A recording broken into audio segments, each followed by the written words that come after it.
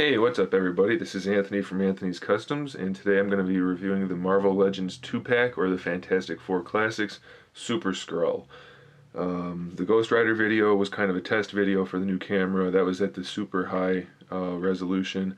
This is at a step lower, trying to not have to wait 4 hours to upload a single video. So I'm trying to make a compromise between high definition and convenience, I guess. So we're going to try slightly lower definition, but still relatively high. Alright, so this is a Super Skrull. He's a pretty large figure, just about 7.5 inches tall, and he comes with some interchangeable arms. We're going to worry about those in a second, though. First off, I want to talk about the paint. The paint is absolutely gorgeous on this guy. If you look nice and close, his head has all kinds of shading and dry brushing on it. Great detail. The teeth are painted fairly well. The eyes are painted really well. They're bright orange. Lots of detail on there. Really love the painting on this figure. The sculpt is really good. I wish it was a little less square and kind of boxy looking. I wish it was a little more kind of like the design from the Marvel vs. Capcom game. He looks really cool in that. But he still looks nice here. I have no real complaints. There's dry brushing throughout the purple. It's not as good as the head. There are some pink spots throughout, and it's really getting emphasized by the lighting here, but he does have like pinkish purple spots throughout. The black is just solid black. There's no dry brushing there. Alright, let's talk about the sculpt. We already talked about the head a little bit. He's got texture throughout.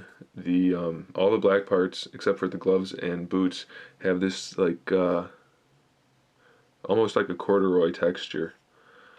So I guess that's cool. I don't know if he's supposed to have that or not. The purple has it too. It's just not nearly as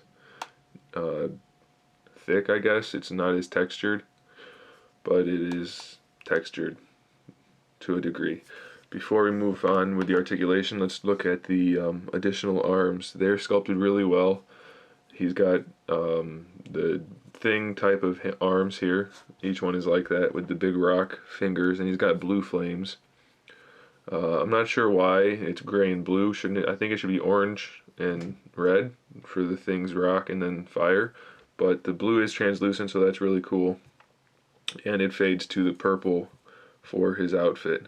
So they are really nice. This one has no articulation at all. This one has a single jointed elbow joint and then a hand, regular hand joint as well, which is kind of nice. I really wish this one had some articulation. I guess it's supposed to be stretchy like Mr. Fantastic also, but having an elbow joint would have been great for that.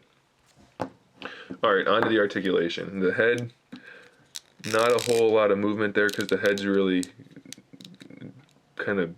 it fits to the neck really well. It kind of recesses the neck in there. So it doesn't move a whole lot, but it is, as you can see, there's the regular hinge in there. So it moves up and down on that hinge, and then it rotates on top of that as well. Standard shoulder articulation, standard ball joint, bicep swivel in there, double jointed elbows, wrist rotation, wrist pivot, and then a finger pivot as well. He's got the ab crunch, which you can get him into a pretty decent flying pose. He's not too bad, I don't think. I'm happy with it.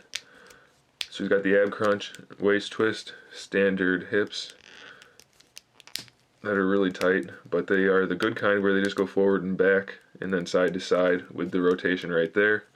Double jointed knees, shin swivel, ankle rocker, which is really nice, a real stiff ankle rocker, so you can get him in some good poses, an ankle pivot, and a toe pivot. So he's got really good articulation. He is not perfect though, I'll put it that way. Let me pull him back a little bit so you can see. His arms are kind of short. He's got real tall stature, but his arms barely make it down to mid-thigh. So that's not definitely what I would choose to do if I was making the figure. But if you put on his other arms, these just pop off pretty easily. I would imagine most people are going to use these arms anyway. The arms are definitely long enough. They're probably too long, but they're supposed to be big like that. So you can put them in some cool poses, and you don't have to worry about the arms being too short. There's no wrist rotation in these additional arms, so like you can't put his hand facing up. So that's kind of a problem for me. I don't really like that. But you can still pose him to a degree, obviously, and he does look cool. Nonetheless, despite the problems, you can get him in some cool poses. And definitely worth picking up, especially since he's going to be in the Avengers movie, I think. I know people are saying it's confirmed, but who knows? Nobody knows for sure until the movie comes out. So, for now, I'm going to say I think he's going to be in the movie, and hopefully he is. But I would definitely pick him up now if you can, because he's only going to get harder to find and more popular. So just a quick once over so you can see what he looks like one more time.